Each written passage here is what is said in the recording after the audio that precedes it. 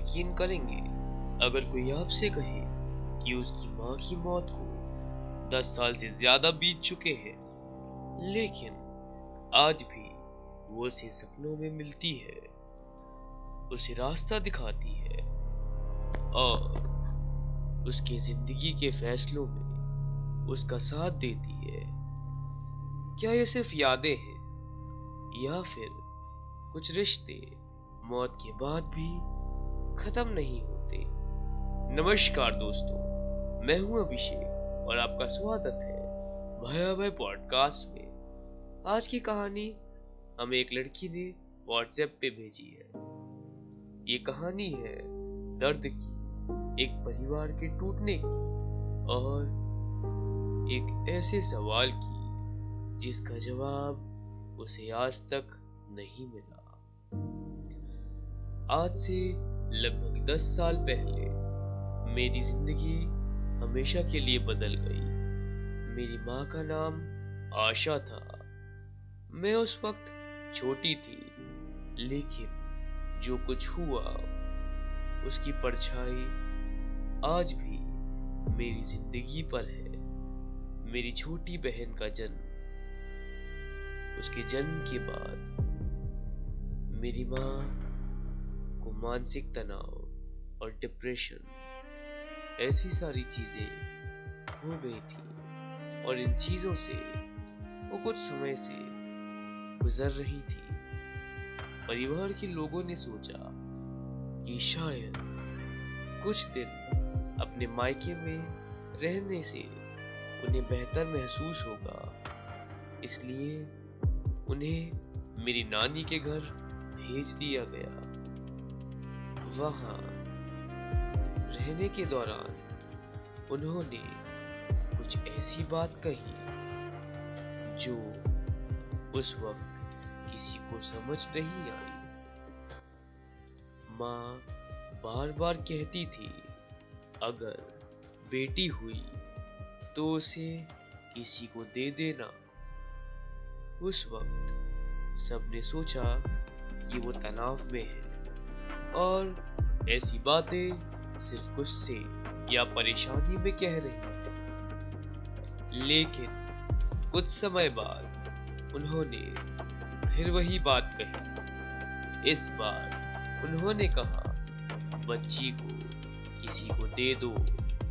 उनकी बातें सुनकर सब परेशान जरूर हुए, लेकिन किसी को अंदाजा नहीं था कि आने वाला दिन इतने भयानक होने वाला है। एक दिन मेरी नानी ने मेरे पिताजी को कॉल किया।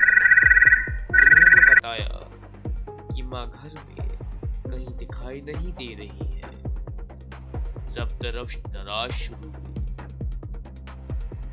घर के आसपास, रिश्तेदारों के यहाँ, हर जगह, लेकिन माँ का कोई पता नहीं चला।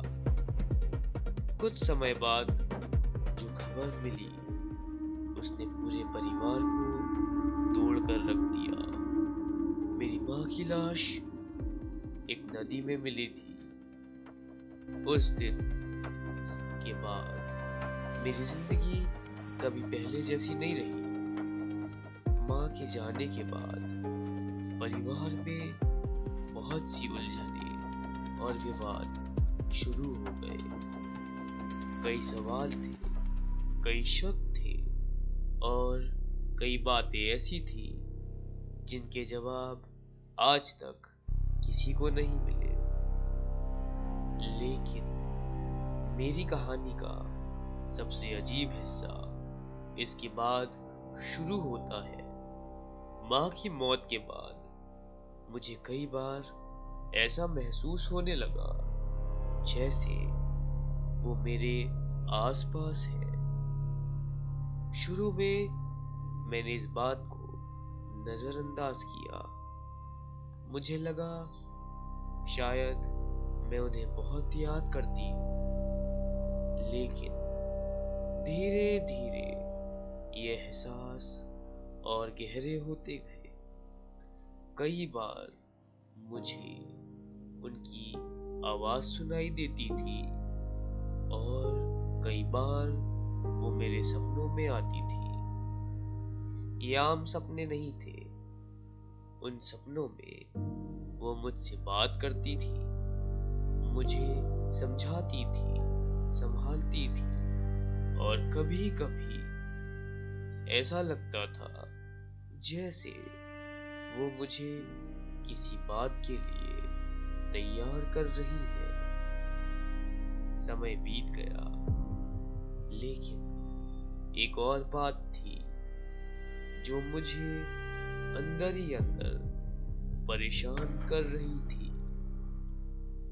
मेरी छोटी बहन। सालों बाद रिश्तेदारों से पता चला कि मेरी बहन को परिवार के दूसरे हिस्से में पाला जा रहा था।